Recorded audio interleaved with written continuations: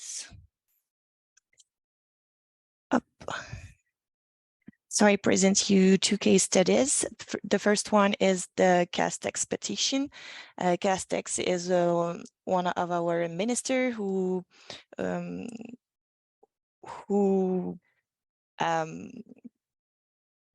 took a flight until his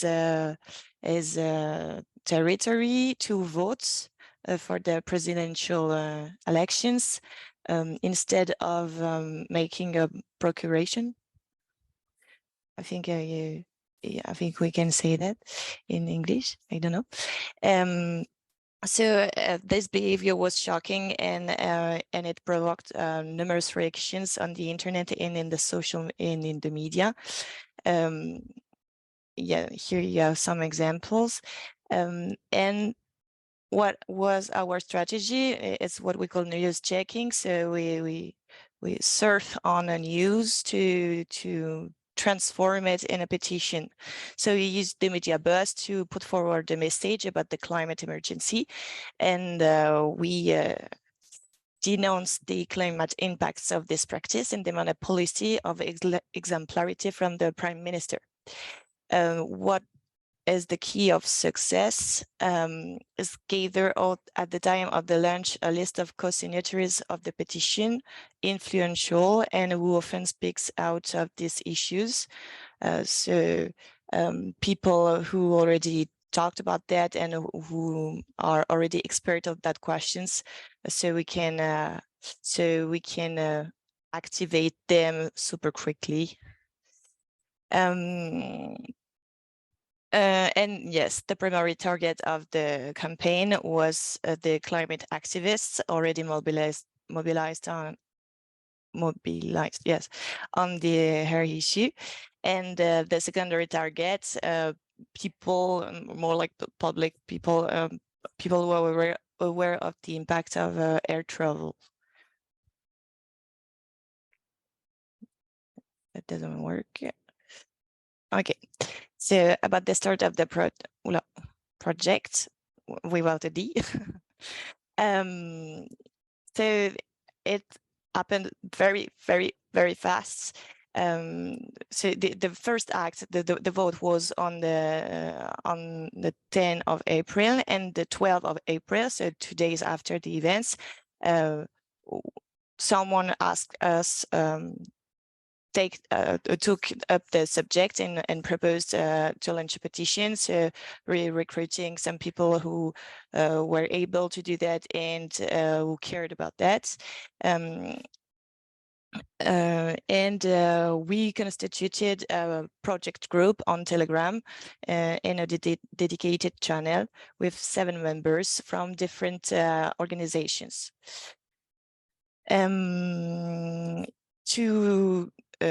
To work together, we project a shared working document for the strategy of dissemination. I don't know if dissemination is the right word.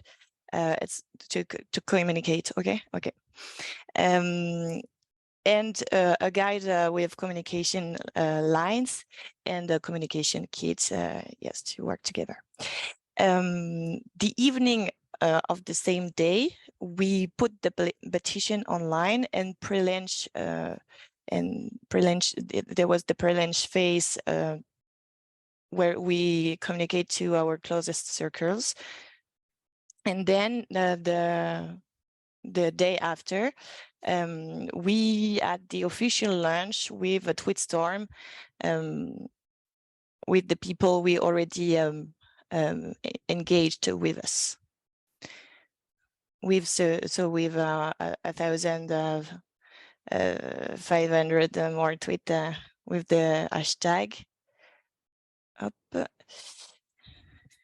And for the dissemination strategy, we relay to environmental activists in our Telegram channel or loop. I don't know how to say. There was 300 members.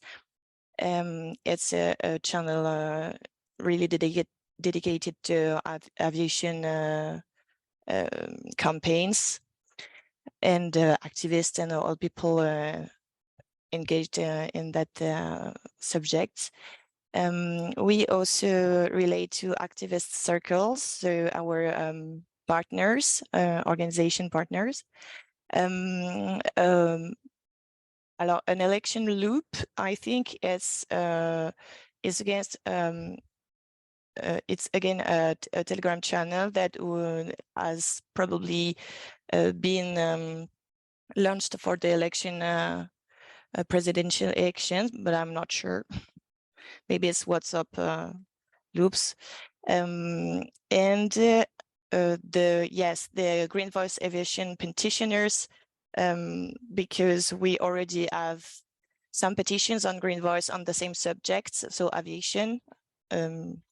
So aviation is okay as a word? Yes. Yes. To fight against the extension of an airport or for the traffic reduction. So we contacted all the petitioners, petition creators of those petitions to spread the informations inside the network, but also to their signatories via blast emails. Notingly, and then with the journalists, we spread the infos to the activist media, but also to the mainstream media and regional daily press. There were about 15 media contacted. We also relate on Instagram influential accounts, and we did some spontaneous production of memes. Okay, I would just want to say something, because I'm pretty sure there was in the communication kits, people were with the communication kits, people were able to create their own memes. So there was an active participation of people involved, of people we relate to. So for the results, that became a viral petition, because in 24 hours we got 8,000 signatures, and in 72 hours 20,000 signatures. So wow, one of the best we had, and in a very short time. There were many social media shares, including WhatsApp. So very positive, and a lot of press coverage.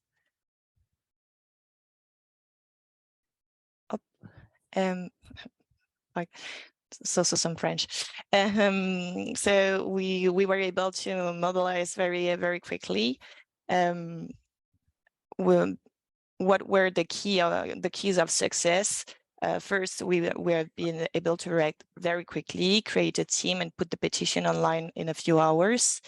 We got a clear message, an achievable demand, and an urgent need for action, because we needed to raise the petition before the second tour of the elections. So in just like 10 days, something like that. So people could see the very urgent issues deadline. Then we created a unique and identifiable visual that you see before, with the head of with the face of our prime minister, the plane, and the text on. Yeah, we also experienced a petition leader and a hardcore of 3 people, so a little team, but very strong. We generate an open dynamic of participation with the creation of memes that I told you. We rely on the media and journalists who have already taken up the subjects. And we didn't let up during the first days of the campaign to maintain the dynamic. The pluses was to invite allies to get involved as co-signatories directly in the launch. For example, Bompot is a very influential media on the social media, for example, but it's also kind of a new media. We established the dissemination strategy from the start, and also we plan the delivery of petition and the follow-up. We relay on cyber activists loops channel that already exists and that can be activated quickly. And we got also an humorous and friendly tone that that is really well welcomed by the public. So, do you have any questions on that case study?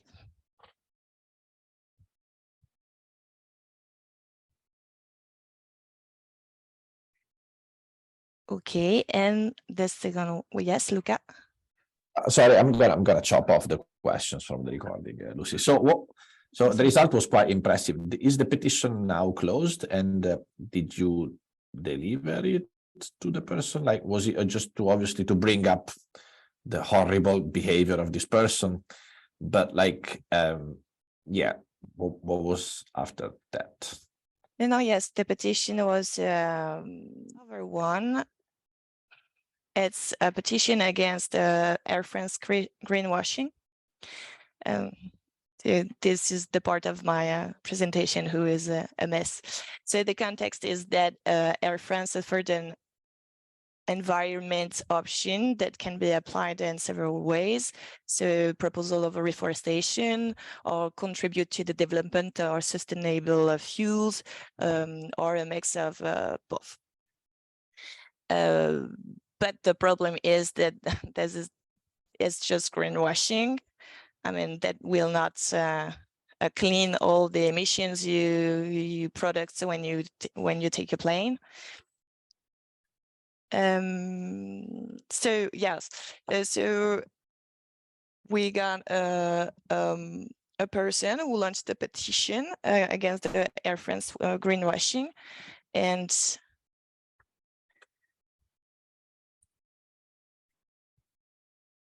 I want to show you. So this is the petition with a clear visual too, a message, and to ask to the company to stop that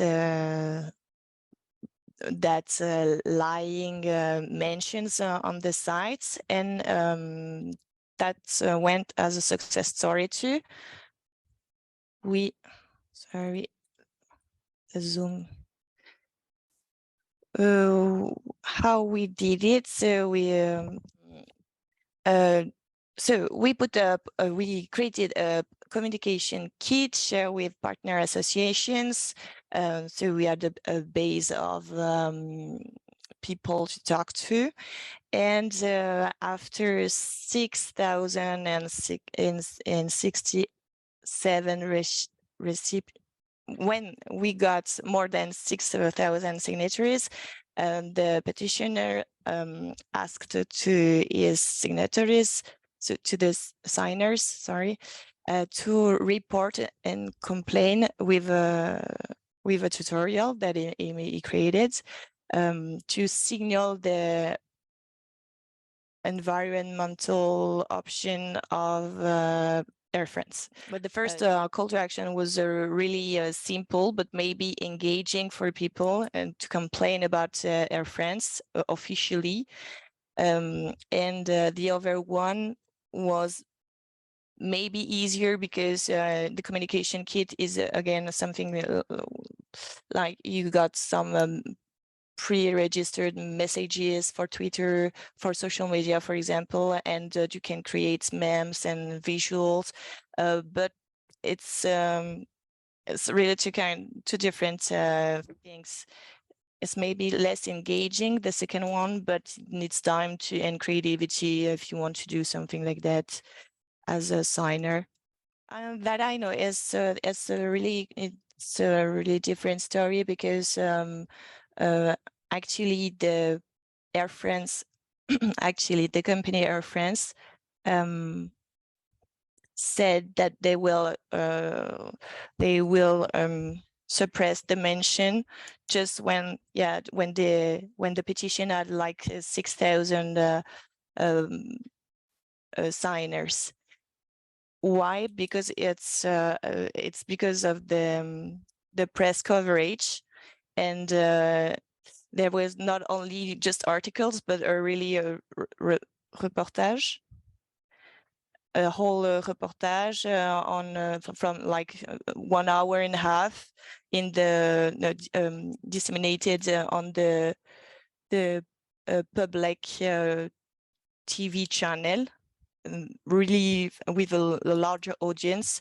So the image of the company was really hurt, and that's why we got a victory. But for Air France, 6,000 people signing a petition is really nothing. It's really because of the press that we got that victory.